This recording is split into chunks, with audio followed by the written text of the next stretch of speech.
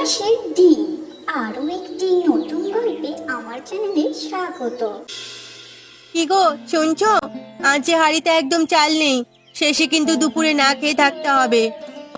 উফ, তুমি ওই শেষ না হলে আগে বলবে না? তোমার এই সমস্যা ভাল লাগে না। কখন চাল শেষ হবে তাকে আর হিসেব রাখা যায়? আমাদের অভাবের সংসার, তা তো জানোই। তা আমি এখন একটু মাঠে যাচ্ছি, মাঠের কাজটা সেরে দুপুর হওয়ার আগে গ্রামের রবি কাকার দোকান থেকে তুমি চাল এনে দিচ্ছি। বলি, রবি কাকার দোকানে যখন যাবেই একটু তেল আর নুনও এনো। তোমাদের একটা না একটা বাড়তি সদাই লাগে, হ্যাঁ? আমি আর কিভাবে চালাই এই অভাবের পরিবার? তা আমরা কি আর রাজরানীর মতো চলি নাকি? সামান্য দুবেলার খাওয়া তাও ভালো মতো হয় না। আমি কি আর স্বাদ করে এমনি করি? হাতে টাকা করি নেই, এদিকে আবার ফসলের ফলনও ভালো না। তুমি শুধু শুধু রাগ করছো। ঠিকঠাক বাজারটা তো করতেই হবে, না হলে আমি কি করে রান্না করব? শেষে তো আমাকেই রাগ দেখাবে।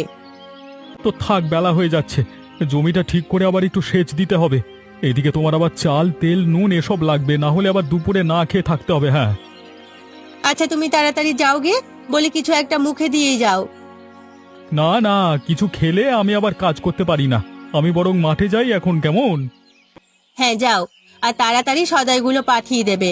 আমি আর খালি হাতে রান্না করতে পারবো না। একবার বলেছো তো, আমার মাথায় আছে, ভালো লাগে না।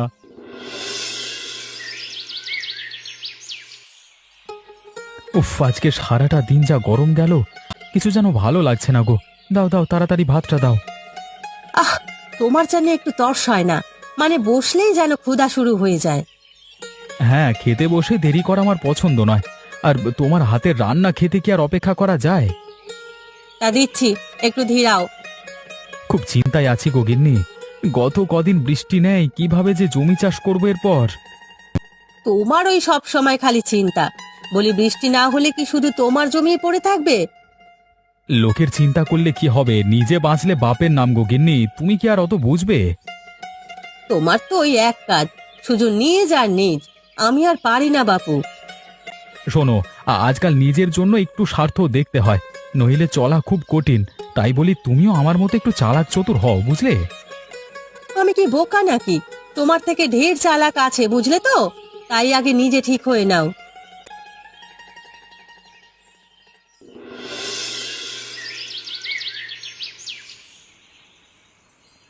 মা, আজ রাতে কি রান্না করেছো গো?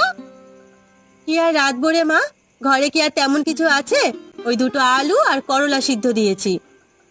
রোজ রোজ এসব খেতে ভালো লাগে না মা। আমি কি একটু ভালো খেতে পাবো না? কেউ কি আর শখ করে এমন খায় রে মা? কপালে যদি থাকে তাহলে আর কিভাবে চলবি বল?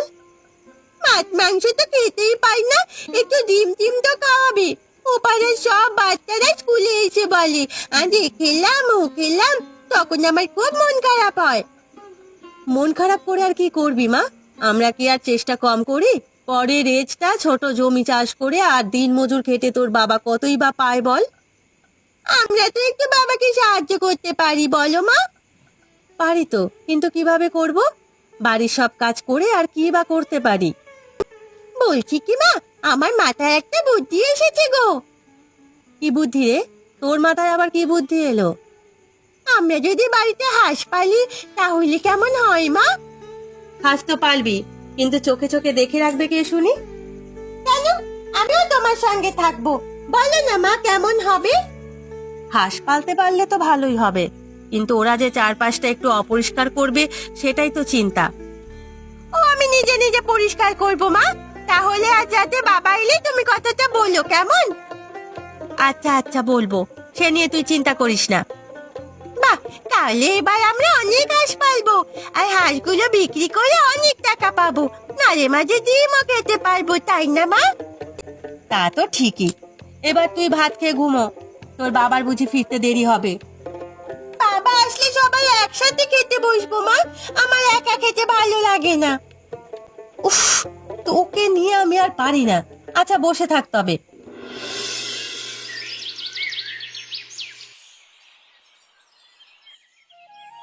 এতদিন জমি জমা দেখতে না এসে তো বড় বিপদ করে ফেলেছি রে খগা। বলি, চারিদিকে এত আগাছা জন্মেছে, জমিগুলোতে তো ফসল হওয়াই কঠিন। তা তো ঠিকই বলেছেন বাবু। আমি তো আপনাকে মাঝে মাঝে আসতে বলি, কিন্তু আপনি যা ব্যস্ত, কি আর আসবেন? হ্যাঁ, বুঝলি তো, সেই ছোটকাল থেকে বাবার পেছু পেছু মাঠ ঘাটে ঘুরতাম। এখন একটু অলস হয়েছি এই যা। তাছাড়া মাঠের কোন কাজ কখন করতে হবে সে আমার জানা। না হলে কি এমনি কি আর বাড়িতে বসে তোকে বলে দিতে পারি? আপনি তো বাবু সর্বকাজই সেরা, আপনার সাথে কি আর তুলনা চলে? বলি, কাজ করছিস যা, তার থেকে তো দাঁড়িয়েই থাকছিস বেশি। তাই তো বলি, একদিনের কাজ কেন এত সময় লাগে? কি করব বাবু, কোমরটা বড্ড লেগে যায়, মনে হয় হাড্ডিগুলো সব নরম হয়ে গেছে। দিন শেষে কাজের টাকায় নেশা খেলে তোর তো এমন হবেই। জি জি বাবু, এই কথা কি বলছেন, বড্ড লজ্জা পেয়ে গেলুম বাবু। তোর আবার লজ্জা? কতবার তোকে নিষেধ করেছি, তুই তো এসব খানিই নিস না। ওই একটু মাঝে মাঝে না খেলে শরীরে কাজের জোশ আসে না বাবু। বলি, এসব কাজ করিস আর গ্রামে শুধু পাজি কাজ করা তোরা? বলি, এবার একটু ঠিক হবি তো নাকি? আগে বাবু, আমি তো ঠিকই আছি। এই দেখছেন না কেমন শরীরটা টান করে দাঁড়িয়ে আছি। না রে না, তোর সঙ্গে কথা বলা আর মুখে ব্যথা তোলা একই। তোর যা ইচ্ছে করগে তো, শুধু আমার কাজ যেন সময় মতো হয় এই বলে রাখছি কিন্তু, বুঝলি? কখনো কি কোনো কাজ খারাপ করেছি বাবু? এই খগেন কাজে ফাঁকি দেয় না। এই সেরেছে রে, এই মরার হাঁসগুলো বিক্রমদার জমি আজকে শেষ করে ফেললো বুঝি। হ্যাঁ, না গো কাকু, আমি হাঁসগুলো তুলে নিয়ে যাচ্ছি গো, হঠাৎ নেমে পড়েছে। থাম, এমনি নেমেছে না নামিয়ে দিয়েছিস, তোকে দেখাচ্ছি মজা। বলে, ও বিক্রমদা দেখে যাও গো, তোমার ক্ষেত আজকে শেষ করে ফেললো।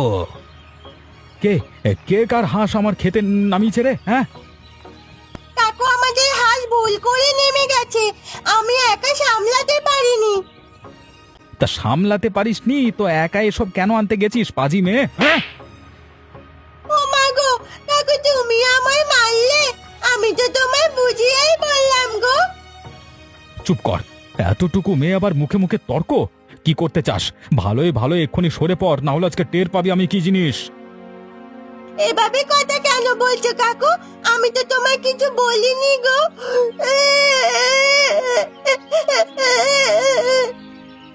এতগুলো হাঁস আমার খেতে নামিয়ে আবার তর্ক করছিস? এখন তো মনে হচ্ছে হাঁসগুলো সব কেটে টুকরো টুকরো করে ফেলি। না গো কাকু, হাঁসগুলো খুব কষ্ট করে পালছি গো, ওগুলোকে কিছু করো না। তাহলে এখনই সরে পড় এখান থেকে। এসেছে হাঁস পালতে আর আমার ক্ষেতগুলো নষ্ট করছে। ধর! পাজি মেয়ে, তুই কে তোর বাপকে বলিস? আর যেন কখনো এদিকে হাঁস না আসে। এখন এখান থেকে তাড়াতাড়ি বাড়ি চলে যা। আচ্ছা বিক্রম, তুই কি ভেবে এতটুকু একটা মেয়েকে মেরেছিলিস বলতো? বাবু, না মেরে আর কি করতাম? আমার ফসলের ক্ষেত ওদের হাঁস একেবারে নষ্ট করে ফেলেছে। এমন হলে কার মাথা ঠিক থাকে বলুন দেখি? তা হাঁস তোর খেতে নেমেছে, তুই সেটা পূজার বাবাকে বলতে পারতিস, কিন্তু বাচ্চা মেয়েটাকে মারতে গেলি কেন? আমি আসলে তখন বুঝতে পারিনি। ওই খগেন এমন ভাবে ডেকে বলল যে মাথাটা ঠিক ছিল না আর। যাই হোক, তোর এমন কাজে আমি বেশ রেগে আছি। আসলে তোদের দেখে আজকাল খুব বেশি বার বেড়েছে। এখন দেখছি তোদের একটা শাস্তির ব্যবস্থা করতে হবে। বাবু, এমন করবেন না। আমি আজকের মতো ক্ষমা যাচ্ছি, আর কখনো করব না এমন। শোন, তুই আমার কাছে ক্ষমা চেয়ে কোনো লাভ নেই। যদি পূজার কাছে ক্ষমা চাস তবেই তোর নিস্তার। বাবু, অতটুকু একটা বাচ্চা মেয়ের কাছে ক্ষমা চাওয়াটা কেমন দেখাচ্ছে না? চুপ কর। ওই পাজি খগেন কইরে সামনে আয় তো। বাবু, আপনার কাছে হাত জোর করছি, আমি বড্ড ভুল করে ফেলেছি বাবু, এই কাণ্ড হচ্ছে, আর কখনো করবো না এমন। আজকের পর যদি আবার এমন কাজ করিস তাহলে তোদের একেবারে গ্রাম ছাড়া করব বলে রাখলাম। আগে মনে থাকবে এবার থেকে, আর কোনোদিন এমন ভুল করব না। এবার চোখের সামনে থেকে সর সব পাজির দল।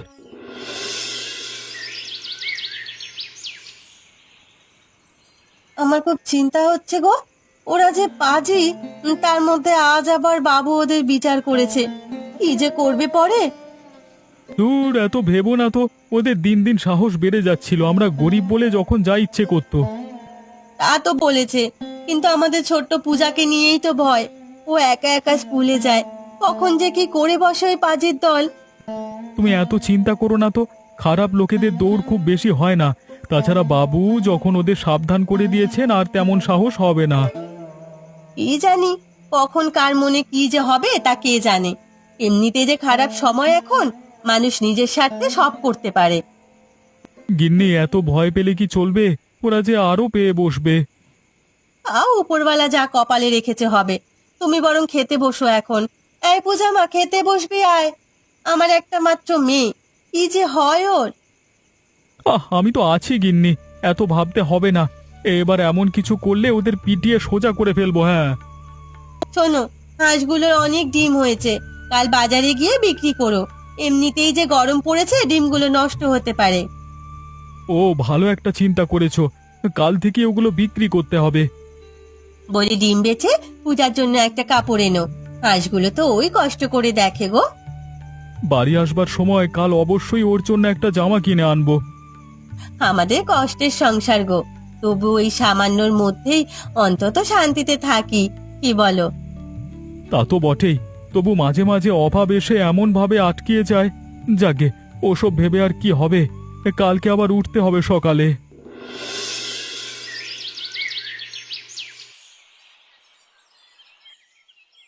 এই শোনো বিক্রম দা, এই পাজি ভুবন যে কাজটা করলো তা তো আর ভুলতে পারছি না। শুধু কি তুই? আমারও কদিন হলো মাথা ঠিক হচ্ছে না রে। বাবু যেভাবে অপমান করলো, আর ব্যাটা ভুবন কত প্রিয় হয়েছে, এটাই আগে দেখে ছাড়বো। আমাদের সাথে লাগতে এসেছে, ও একবারও কি ভাবিনি আমরা কি? শোনো বিক্রম দা, ওর উপর আমার রাগটা কেমন যেন জ্বলছে আমার গাটা। তুই বরং এখন কিভাবে ওকে জব্দ করা যায় সেটা ভাব। ওকে যতদিন টাইট না দিচ্ছি ততদিন মনে শান্তি আসবে না। ওকে শাস্তি দেবার তো একটা উপায় আছে। আরে কি সেটা? সেটা ভনিতা না করে হুটহাট বলে ফেলতো। ইয়ে, আরে ওই যে কালো হাঁসের ঝাঁক, ওটাই তো এখন ওর তেল বাড়িয়েছে। বেটা হাঁসের ডিম বেচে সংসার চালায়। ঠিক, তুই ঠিক চিন্তা এনেছিস। এবার ওকে ওর অস্ত্র দিয়েই ঘায়েল করতে হবে। আর ওই হাঁসের ঝাঁক গায়েব করলে ব্যাটা এমনিতেই দেখবি পায়ে এসে পড়বে। তাহলে কাজটা ফেলে রেখে লাভ কি? হ্যাঁ, ওই কাজলা বিলে হাঁসগুলো ছেড়ে দুপুরে বাড়িতে ঘুমায়, এটাই আসল সময়। তাহলে ওগুলো ধরে আমরা বস্তায় করে আগে ওই ঝিরির ধারে রেখে আসবো, তারপর রাতে বাড়ি নিয়ে যেয়ে ওগুলো কেটে খাবো। কেমন হবে বলতো? ইয়ে, আমার মুখে তো একবারে আমার মুখে তো একেবারে লাল চলে এলো রে। রাতে বেশ মজা করে হাঁসগুলো খাবো। শুধু মুখে লাল এলেই হবে নাকি? আগে ভালোই ভালোই কাজটা শেষ করি, চল। চলো চলো তাই করি, আমার আর তস সইছে না।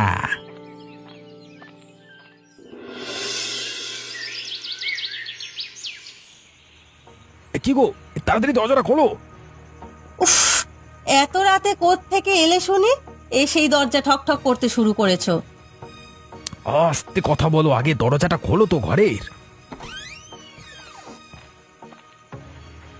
ওমা, এই রক্ত ভরা বস্তায় আবার কি এনেছো গো? সাথে আবার খগেনের হাতে দেখছি আরেকটা বস্তা। কাউকে বলো না, ওই বেটা ভুবনের হাঁসের ঝাঁক আজকে শেষ করেছি। সবগুলো কেটে বস্তা এনেছি, রাতে রান্না করে খাবো আর কিছু বাজারে নিয়ে বেচবো। ছি ছি, তুমি এত বড় অন্যায় করলে? এতগুলো অবলা জীবকে চুরি করে কেটে তুমি বাড়িতে এনেছো? এটা আমি মেনে নেব না। ও মা, বৌদি যে দেখছি একেবারে সাদা মনে কাদা ছাড়া গো। চুপ কর পাজি, তোর সাথে ঘুরে ও এগুলো করতে শিখেছে, আগে তো এমন করতো না। দেখেছো দেখেছো দাদা, তোমার বউ আমাকে কেমন দোষ দিচ্ছে। চুপ থাক বলছি। তোরা তোরা কি এটা মানুষের মতো কাজ করেছিস? ছি ছি ছি, তোদের মনে এত হিংসে, আমি সব বলে দেব। এই তুমি এসব বলো না গো, তুমি বললে মহা বিপদে পড়ে যাব। বলছি ওসব বলে কি হবে বৌদি? তার চেয়ে বরং রাগ কমিয়ে হাঁসের মাংসগুলো একটু জমিয়ে রান্না করো তো। তোদের চুরির হাঁসের মাংস খাবো আমি? একটা মানুষের এত বড় ক্ষতি করলি, তোদের একটুও মন কাঁপলো না? ইয়ার এমন কি গো, ওরা আমাদের অপমান করে নিয়েছে, তো আমরা কি করব? তোদের যা ইচ্ছে কর, আমি কাল সকাল হলেই বাড়ি ছেড়ে অন্য কোথাও চলে যাব। তুমি রাগ করলে কিভাবে চলে? আমাকে কি বিপদে ফেলবে? বলি এখন একটু শান্ত হয়ে ঘরে থাকো, ভালো লাগে না। কি গো বৌদি, আমাদের গরিবের বাড়িতে আজ বুঝে আসার সময় হলো? আমরা খুব বিপদে আছি গো। কাল বিকেল থেকে পুরো হাঁসের ঝাঁক কোথাও খুঁজে পাচ্ছি না। এতদিন হয়তো কারণে অকারণে তোমাদের সঙ্গে অনেক খারাপ ব্যবহার করেছি গো। আজ আমি তোমাদের বিপদের কথাই বলতে এলাম। না না, আমরা ওসব কিছু মনে করি না বৌদি, কিন্তু কালকে থেকে চিন্তায় আমাদের পেটে কিছু পড়েনি জানো। ওই হাঁসগুলোকে পেলেই কোনো রকমের দিন চলে তো। সেটাই তোমাকে বলতে এলাম। কি কি জানো গো, একটু বলো না গো। তোমাকে বলতে এলাম, কিন্তু আমার বলতে খুব লজ্জা লাগছে। কদিন আগে আমার বর পূজাকে মেরে কৈলাসবাবুর কাছে যে অপমান হয়েছে, তার প্রতিশোধ নিতে তোমাদের ঝাঁক পুরো কেটে বস্তায় করে বাড়ি নিয়ে রেখেছে। হায় হায়, কত কষ্ট করে হাঁসগুলোকে পালতাম, আমাদের মুখের খাবার এভাবে ধ্বংস করলো। মনে মনে এত কুট চাল ছিল। আমায় তুমি ক্ষমা করো গো, আমি নিজেও লজ্জা পাচ্ছি এটা নিয়ে। এখন আমরা কি করব বৌদি? আমরা তো নিঃস্ব হয়ে পড়বো। বলি, বিষয়টা বরং কৈলাসবাবুকে গিয়ে জানাও কথাটা। যদিও আমার বর এমন কাজ করেছে, তবুও আমি এটা শাস্তি চাই। তোমার দাদা বাড়ি আসুক, আমি আর ও মিলে তখন যাব। থাকবো, আমি আর ও বাড়িতে ফিরবো না। অমন মানুষের সঙ্গে আর থাকার ইচ্ছে নেই। তুমি বরং আমাদের বাড়িতেই থাকো বৌদি, তোমাকে নিয়ে বাবুর ওখানে যাব। আমি থাকলে আবার তোমাদের এখানে এসে ওরা কি করবে সেটাই ভয়।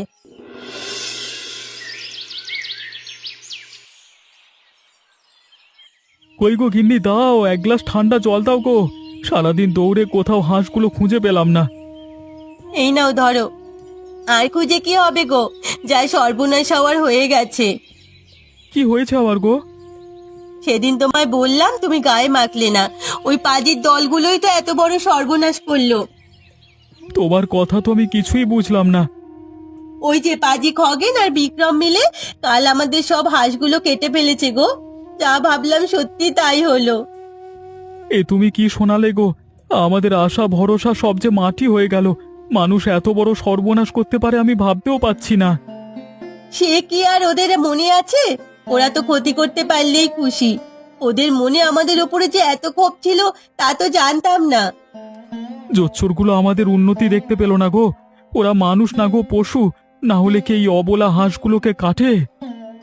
আজ সকালে নীলিমা বৌদি বলল, তাতেই সবকিছু জানলাম। বৌদি না বললে তো কিছু জানতেই পারতাম না।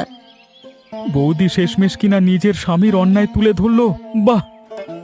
তুমি বরং এখনই কৈলাস বাবুর কাছে একবার গিয়ে বিচার চাও, নইলে পাজিগুলো হয়তো পালিয়ে যাবে। ঠিক আছে, আমি বরং সন্ধেয় যাব। না হলে ওরা দূর থেকে আবার দেখে ফেলে পালিয়ে যাবে। ও পরে ওদের আর হাতের নাগালে পাবো না, বুঝলে?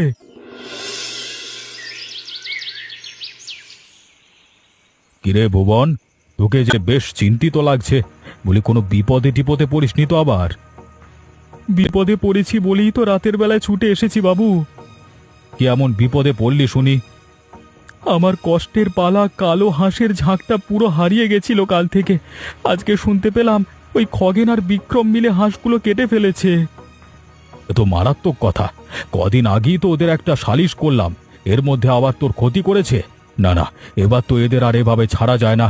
তা কারণটা কিছু জানিস? কারণ আর কি, সেদিন আপনি ওদের অপমান করেছেন, তার প্রতিশোধ নিতে এমন করেছে। ঠিক আছে, এই পাইক পেয়াদা কে আছিস? তাড়াতাড়ি বেটা খগেন আর বিক্রমকে আটক করে রাখ। আমি কালকে সকালে গ্রামের মাঝে বসে বিচার করব। আর ভুবন, তুই মন খারাপ করিস না, তোর একটা ব্যবস্থা আমি করে দেব, কেমন? বাবু, ওদের যদি কঠিন শাস্তি না দেন, ওরা আবার আমার মতো নিরীহ মানুষের ক্ষতি করবে। এবার একটু দয়া করে ওদের সমুচিত বিচার করবেন। সে তো আমার মাথায় আছে, এসব নিয়ে তোকে চিন্তা করতে হবে না। আমি এবার ঠিক বুঝিয়ে দেব, অন্যায় করলে কৈলাস তাকে এমনি এমনি ছেড়ে দেয় না। তাহলে বাবু, আমি আশায় থাকলাম। আজকে তবে আসি বাবু। কালকে থেকে চিন্তায় ঘুমাতেও পারিনি, শরীর ভীষণ ক্লান্ত হয়ে পড়েছে আমার।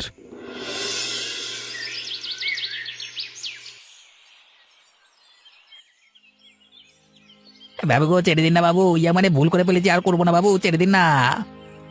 চুপ কর জোচ্চোরের দল, তোরা কি মানুষ?